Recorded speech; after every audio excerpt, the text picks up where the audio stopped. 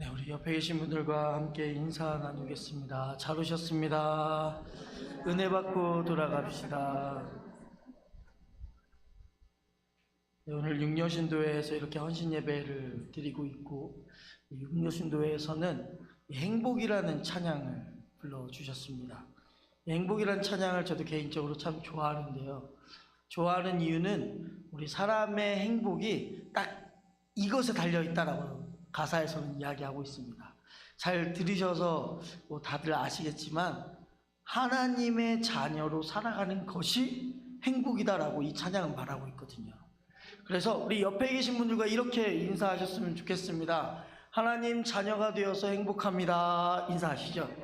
하나님의 자녀가 되어서 행복합니다. 네, 진짜 행복하시죠? 네. 오늘 말씀은 내 믿음을 증명하라 라는 제목으로 우리 육려신도회에 속해 있는 우리 여신도 모든 회원들과 우리 함께 예배드리고 있는 모든 성도님들에게 좀 도전을 주는 말씀을 이렇게 한번 해봐야겠다 생각이 들어서 이 말씀을 좀 준비했습니다.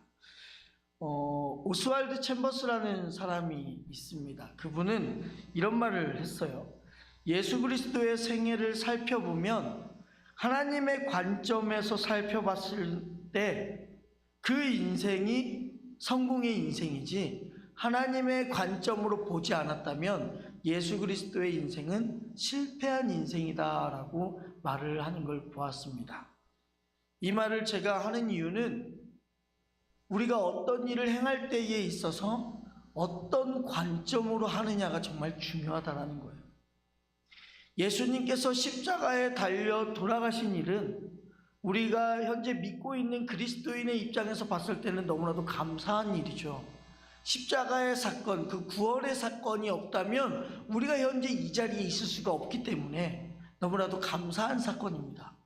하지만 다른 사람들, 즉 하나님을 모르는 사람들에게 있어서 예수님의 십자가 사건은 너무나도 어이없는 사건이고 단순히 한 죄인이 십자가상에서 죽은 사건밖에 되지 않습니다. 그러니 그 어떠한 한 가지 사건을 어떻게 바라보느냐가 우리 인생에 있어서의 어쩌면 성공의 여부를 이렇게 나눌 수 있지 않을까 하는 생각이 참 많이 듭니다. 제가 왜 이런 말로 말씀을 시작하냐면 오늘 우리가 성경에서 읽었던 이야기에 나오는 장소가 있죠. 그 장소가 바로 모리아 산입니다. 그 모리아 산의 모리아는 하나님의 관점을 알다라는 뜻을 가지고 있습니다. 아브라함이 100세 때 낳은 아들, 그렇죠? 너무나도 소중한 아이입니다.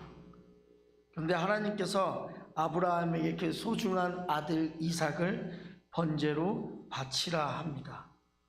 그 산이 바로 모리아 산이죠.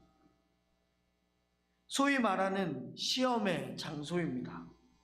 하나님의 명령은 하나님의 관점으로 받아들여지지 않으면 솔직히 이해하기가 어렵습니다.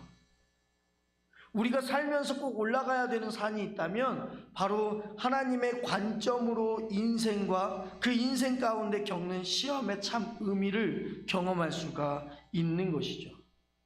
여러분, 시험과 유혹이 다른 게 뭐냐면 유혹이라는 것은 우리를 넘어뜨리려 하기 위함인 유혹이에요. 그런데 시험은요, 우리를 넘어뜨리려는 것이 아니라 우리를 세우려고 하는 게 바로 시험이란 말이에요. 유혹과 시험은 그러한 차이가 있는 것입니다. 그래서 하나님께서는 우리에게 주시는 모든 시험은 우리를 넘어뜨리는 것이 아니라 우리로 하여금 다시 일어설 수 있는 힘을 제공하고자 하시는 게 바로 시험이에요. 우리를 격려하고 새 힘을 주기를 원하시는 하나님의 음성이 들리는 게 바로 시험이라는 것입니다. 혹시 이 말씀을 우리도 너무나도 많이 봐왔지 않습니까? 하나밖에 없는 자식을 하나님께서 바치라고 한다.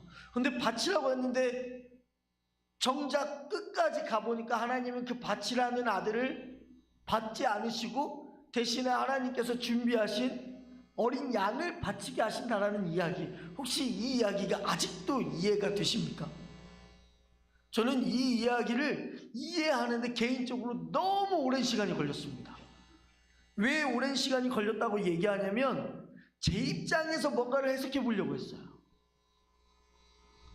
아마 어쩌면 저와 같은 생각을 우리 성도님들 중에도 하실 거라고 생각합니다. 우리 한번 입장을 한번 바꿔볼까요? 여러분들이 아브라함이라고 생각해 보시죠.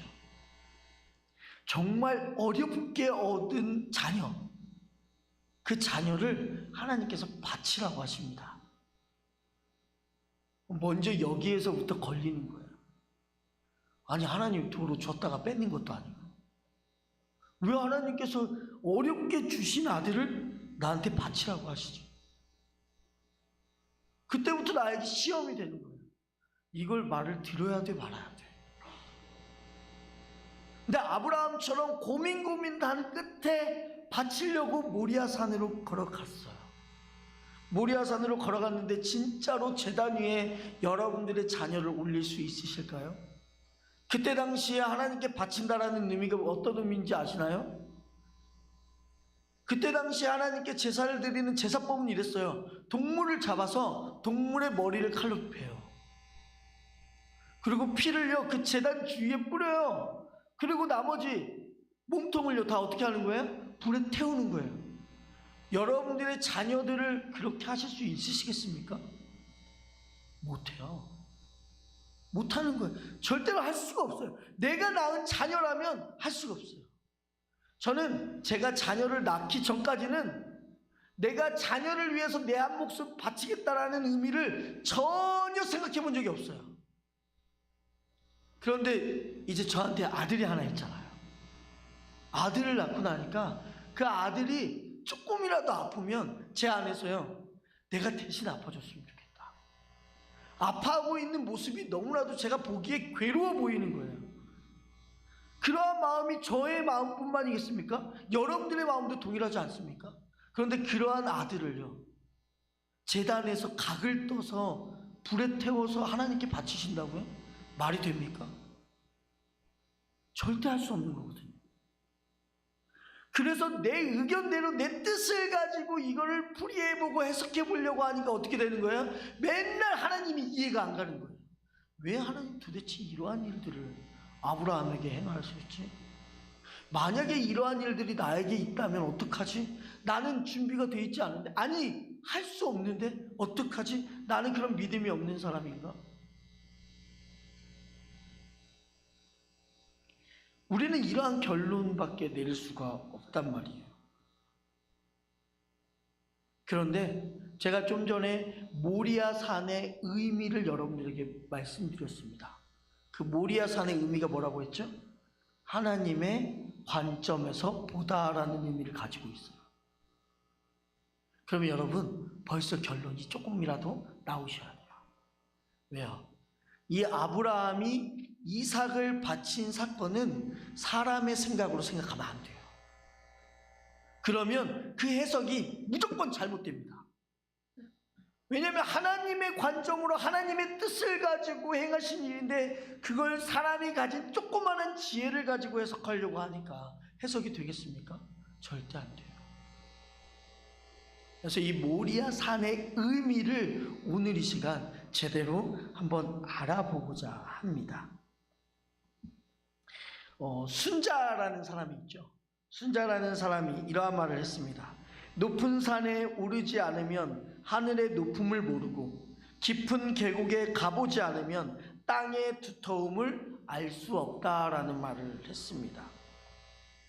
이 순자의 격언처럼 모리아 산에 오르는 사흘 동안, 오르기까지 사흘 동안 아브라함은 하나님의 뜻을 어쩌면 이해할 수 없었을 것입니다. 왜요? 똑같은 사람이니까요. 그런데 여기에서 중요한 힌트가 하나 있는데, 한 가지 분명한 것은 그 모리아 산으로 가라라고 했던 장소는 바로 하나님이 알려주신 곳이라는 거예요. 그게 우리에게 있어서 가장 큰 힌트입니다. 유대인들은요, 자녀들에게 있어서 비전을 가르치면서 다윗의 이야기를 들려줍니다. 이스라엘 사람들에게 있어서는 골리앗을 보면 골리앗이 너무나도 무서운 존재잖아요. 벌써 키가 9척이나 된다고 했잖아요. 거의 3m 가까운 그러한 키를 가지고 있는 거인이 160조차도 안 되는 아이가 상대하려고 하니까 사람들이 보기에는 너무도 크고 벅찬 상대였단 말이에요. 그런데 소년 다윗이 생각하기에는요, 다윗의 관점에서 봤을 때 골리앗은요 정말 맞추기 좋은 큰 관역에 불과했단 말이에요. 아예 보는 관점이 달랐어요. 일반인들은 골리앗을 어떻게 이겨라고 말하면서 걱정과 고민과 근심들이 있었지만 다윗에게 있어서는요, 와, 내 돌팔 매질로 아무렇게나 던져도 다 맞출 수 있겠다 라는 생각을 하는 관점이 있었거든요. 분명 이스라엘 사람들과 다윗의 관점은 이렇게 달랐습니다. 이처럼 모리아산은요, 우리의 관점과 생각이 바뀌어지는 곳이라는 거예요.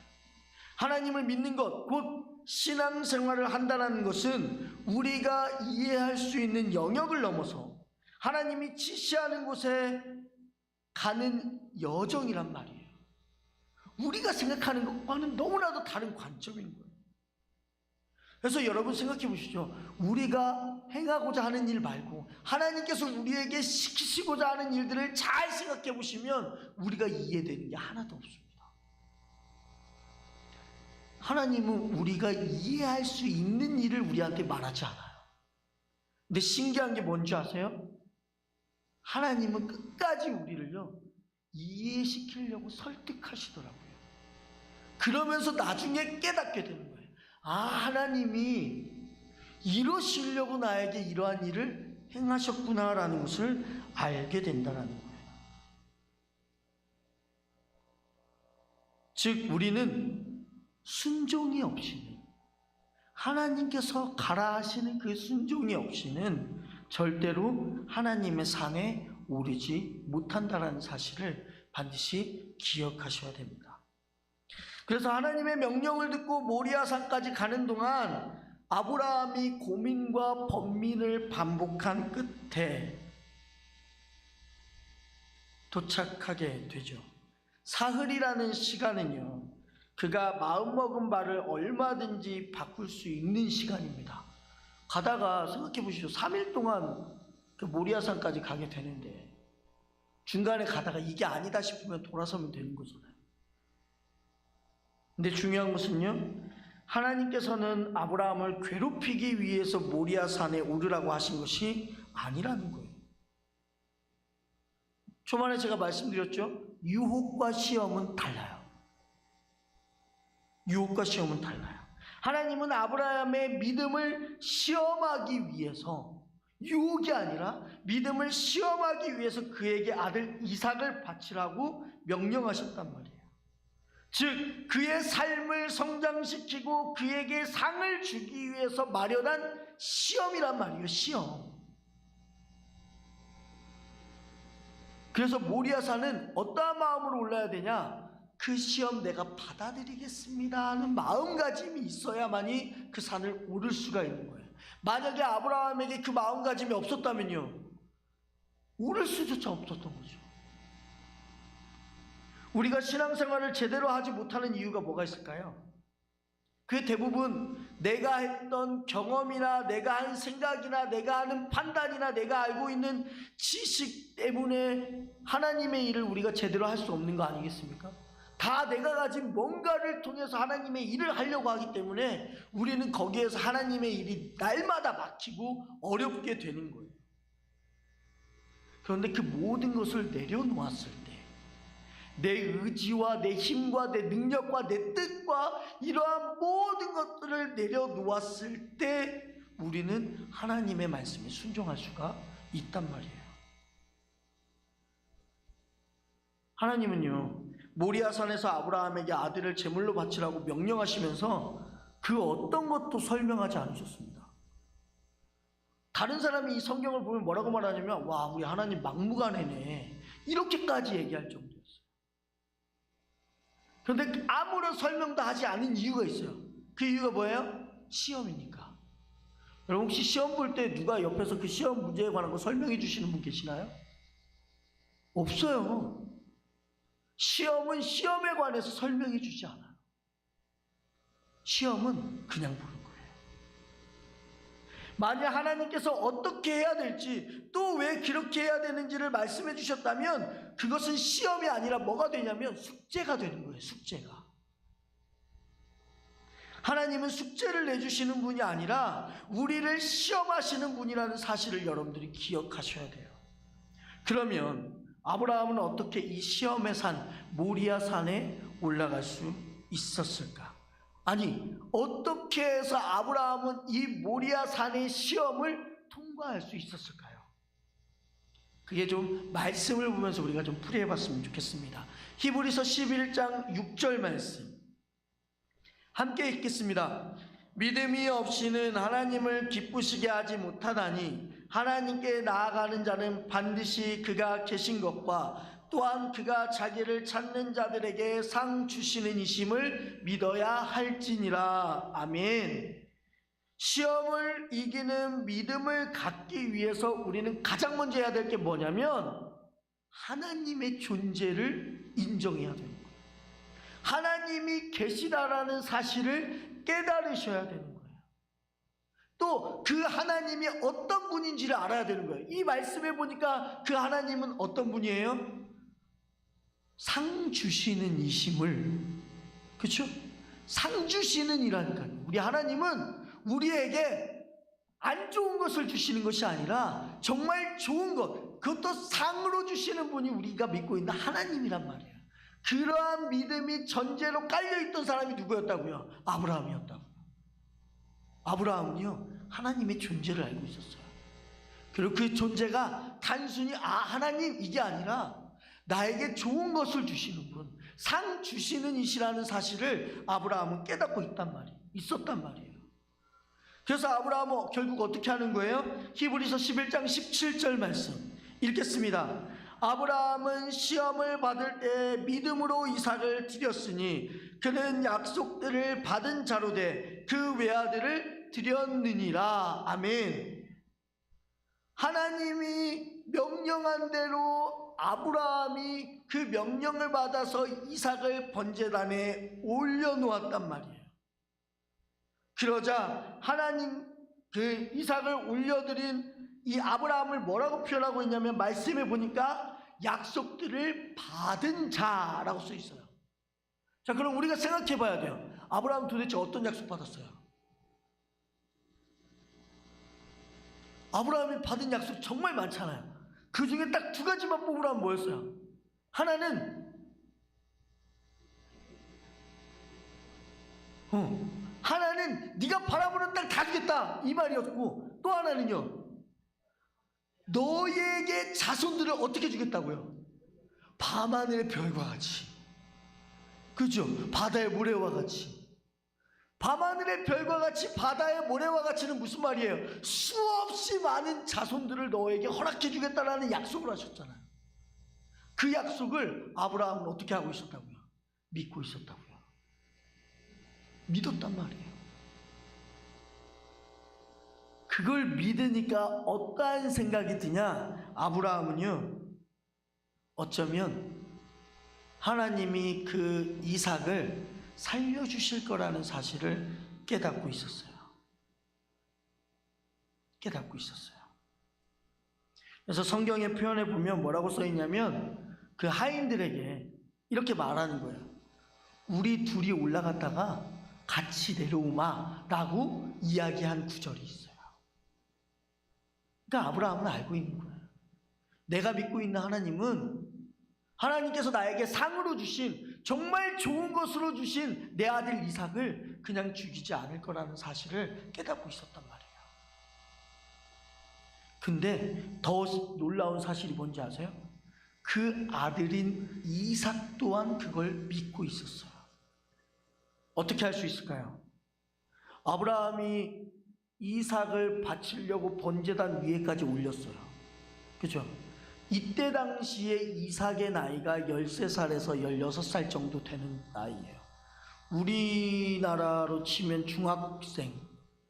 요즘 중학생 어떤지 아시죠? 요즘 중학생 저보다 키 작은 사람이 없을 정도예요. 다 키 커요. 그리고 몸집도요, 진짜 든든해요. 그러한 그러한 아들을 100세가 넘은 아버지가 이길 수 있어요? 못 이겨요. 못 이겨요.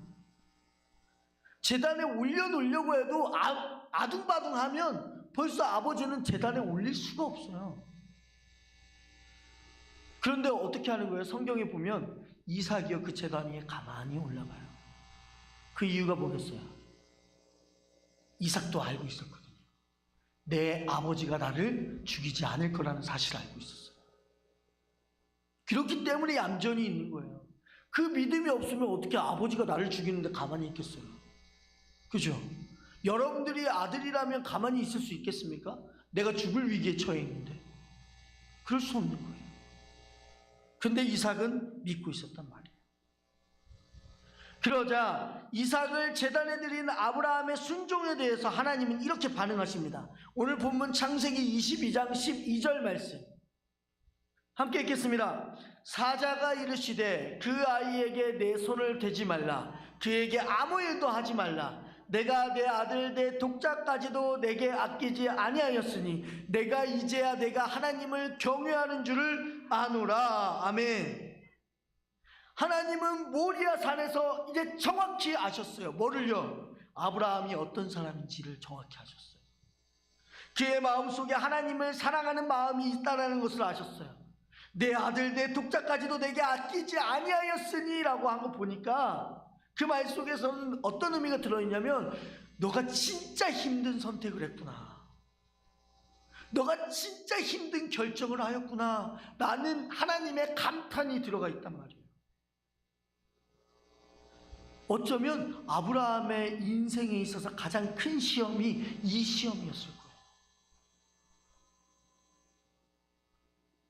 그런데 이 큰 시험을요, 아브라함은 이겨내는 거죠.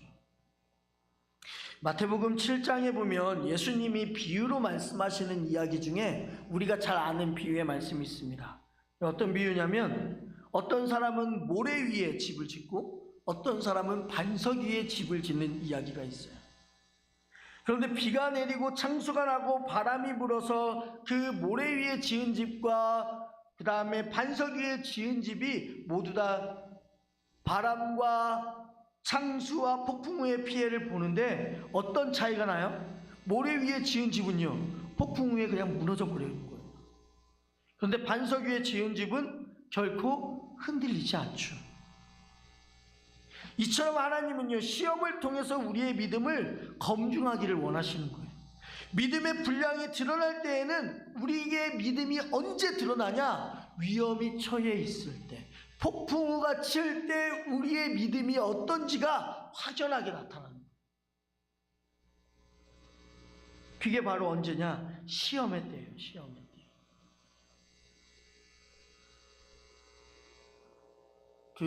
그런 이야기가 있었어요. 어떤 한 여성 사이트에서 그 여성들에게 좋은 남편을 고르는 방법이라고 해서 올라와 있는 그 재미있는 유머가 있었습니다.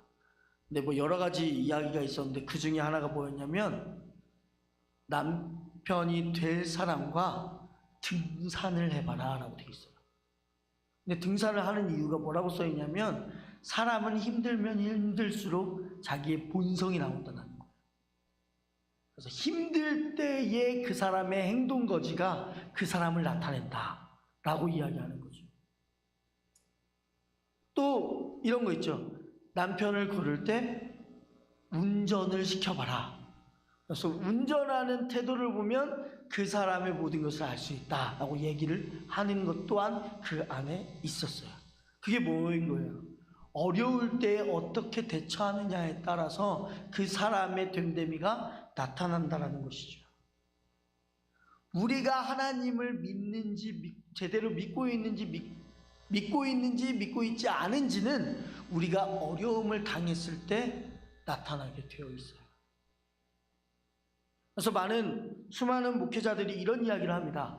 코로나 기간 동안에 남은 성도들이 진짜 백이다 라고 말하는 목회자들이 꽤나 있어요. 저는 이 시간 이 자리에 예배를 드리러 나온 모든 이들이 우리 하나님의 진짜 베개인 줄을 믿습니다. 네. 여러분 너무나도 감사한 거예요. 그렇게 폭풍우가 있을 때야 비로소 우리의 진정한 신앙의 모습이 나타나는 거예요. 그래서 19장, 창세기 22장 19절에 보니까 이런 말씀이 있어요. 함께 읽겠습니다. 이에 아브라함이 그의 종들에게로 돌아가서 함께 떠나 브엘세바에 이르러 거기 거주하였더라 라고 되어 있어요. 아브라함이 모리아 산에서 아들과 함께 살아서 내려온 뒤에 브엘세바라는 땅에 정착했다라는 거예요. 이제 떠돌이 같았던 그의 삶이 안정을 찾게 된 것이죠. 하나님 앞에 우리의 믿음이 증명되는 순간까지가 참으로 중요하다라는 거예요. 하나님 왜 이렇게 이해할 수 없는 길을 제가 가야 됩니까? 라고 물을 때 하나님은 우리에게 뭐라고 대답하시냐? 오늘 본문을 통해서 이렇게 말씀하시는 거예요. 그 길을 통과해야만이 너의 삶을 통해 하나님이 진짜라는 사실을 깨달을 수 있다. 고백할 수 있다라는 거예요. 그 길을 통과한 뒤에야 지식으로만 하는 하나님이 아니라 너의 삶을 통해서 역사하시는 하나님을 믿고 신뢰할 수가 있다는 거예요. 다시 말해 입술로만 하나님을 사랑합니다, 하나님은 제 삶의 주인입니다 라고 입술로만 고백하는 것이 아니라 우리의 삶을 통해서 진짜 내 삶의 주인이 하나님이라는 사실을 그러한 시험을 통해서 내가 깨달을 수 있다는 거예요. 그래서 여호와 이레라는 말이 어디에서 여러분들 나타나는지를 우리는 아셔야 돼요. 여호와 이레라는 말은 시험의 산인 모리아 산에 갔을 때야 비로소 여호와의 이레를 체험할 수가 있는 거예요. 여호와의 이레라는 말이 무슨 뜻입니까? 우리 성경에 나와 있는 대로 말하면 여호와의 산에서 준비되리라 라는 말씀이잖아요. 그런데 영어 성경을 보면 그 뜻이 조금 더 정확하게 써 있습니다. 뭐라고 써 있냐? The Lord will provide라고 써 있단 말이에요. 이게 무슨 말이냐면 우리의 필요를 여호와께서 준비하고 제공하고 계신다라고 써 있단 말이에요. 우리의 필요를 하나님께서 준비해 주신대요. 그게 여호와의 일이에요. 감사하죠. 얼마나 감사해요. 근데 그 감사한 일을 경험하려면 어디로 가야 되는 거예요? 시험의 산에 가야 돼요. 하나님께서 허락하시는 그 시험을 통과해야만이 우리가 필요로 하는 것을 제공해 주시는 거예요. 그래서 아브라함은요, 모리아 산에서 하나님의 산에 가면 하나님이 준비하신다라는 사실을 철저하게 깨닫게 되는 거예요. 우리가 이해하지 못하고 걸어가는 순간에도 하나님은 이미 우리를 위해서 벌써 준비하고 계신단 말이에요. 어쩌면 우리를 향한 분명한 계획과 사랑을 깨닫게 하는 곳이 바로 모리아 산이에요. 그러니 사랑하는 우리 이리도목교회 성도님들, 특별히 오늘 헌신 예배 드리는 우리 육여신도회 여신도 회원들, 어떠한 시험이나 어려움이 닥쳐오면 피하지 마십시오. 피하시면 여호와의 이레를 경험할 수가 없습니다. 정말 하나님께서 우리를 위해서 필요한 것들을 준비하고 계신다는 것을 끝까지 믿기를 원하신다면 그 시험 당당하게 맞서십시오. 우리가 잘 알고 있는 말씀이 있습니다. 빌립보서 4장 13절, 내게 능력 주시는 자 안에서 내가 무엇이든지 할 수 있다. 하나님이 지시하신 곳으로 나아가며 그곳에서 우리의 믿음이 증명되는 순간 하나님의 축복이 우리 앞에 펼쳐지는 거예요. 내게 능력 주시는 자 안에서, 즉 예수님이 나에게 모든 것을 해주신다라는 믿음이 있다면 우리는 못 갈 곳이 없는 거예요. 그래서 여러분, 이 사도 빌립보서 4장 13절의 말씀을 제대로 이해하려면 그 앞에 11절, 12절도 봐야 되는 거예요. 왜요? 내게 능력 주시는 자 안에서 모든 것을 할 수 있다고 하니까 우리는 뭐라고 생각하냐면, 아, 하나님만 믿으면 다 되나 보다. 근데요, 그 앞에 절을 읽어보면 사도 바울이 이렇게 고백해요. 내가 굶주림이 있을지라도, 내가 때로는 배부를지라도, 내가 어려움에 처해 있을지라도, 때로는 내가 행복할지라도 나는 하나님 안에 있으면 아무 문제 없다, 이 말이거든요. 근데 우리는 지금 이 뜻을 늘 뭐라고 생각하냐면 내가 모든 것을 할 수 있대. 그냥 이걸로만 좋아하는 거예요. 이게 문제가 아닌 거예요. 하나님과 함께 있으면 어려움이든 행복이든 똑같은 거예요. 왜요? 다 하나님께서 해결해 주실 텐데. 그래서 하나님을 사랑하는 아브라함은요, 이삭을 바치라는 명령에 하나님과 자신과의 관계 속에서 무언가 결단해야 될 순간이 찾아왔음을 깨닫게 되는 것이죠. 그리고 나서 아브라함은 어떻게 한 거예요? 순종한 거예요. 그래서 그 순종은요, 하나님을 사랑한다는 그 사랑의 믿음 없이는 할 수가 없는 거예요. 혹시 여러분 결혼하실 때 그 결혼 서약서의 내용을 기억하십니까? 결혼 서약서의 내용은 이렇습니다. 나 신랑 누구누구는 그대 누구누구를 아내로 맞아 평생토록 괴로우나 즐거우나 가난하거나 부하거나 병들거나 건강하거나 어떠한 환경에서도 그대를 귀중히 여기고 사랑하며 그대에게 순종할 것을 하나님과 여러 증인 앞에서 서약합니다 라고 쓰여져 있거든요. 만약에 사랑을 전제하지 않으면 이 서약의 시간은요 되게 비장한 순간이 돼요. 그런데 사랑하는 사람들에게는 이 서약의 순간이 어떤 순간인지 아세요? 가장 뜻깊고 행복한 순간이에요. 선한목자교회의 전 담임 목사님이셨던 유기성 목사님은 창세기 22장의 이야기를 뭐라고 말하냐면 모리아 산의 사랑 이야기라고 제목을 붙이셔서 설교를 하신 적이 있어요. 아주 놀라운 관점 아니겠어요? 세상 사람들이 보기에는 아들을 바치라고 하고 아들을 죽이려고 할 때까지 가만히 계시다가 아들 대신에 어린 양을 딱 갖다 주신 이야기, 이게 여호와의 사랑 이야기랑 뭔 상관이야 하겠지만 하나님의 관점으로 보니까 그게 바로 하나님이 아브라함과 이삭을 사랑하셨고 아브라함과 이삭도 하나님을 사랑하신 이야기가 된다는 거예요.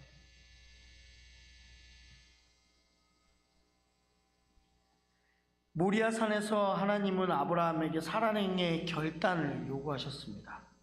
그리고 하나님을 향한 사랑을 아들을 드리는 순종으로 증명했습니다.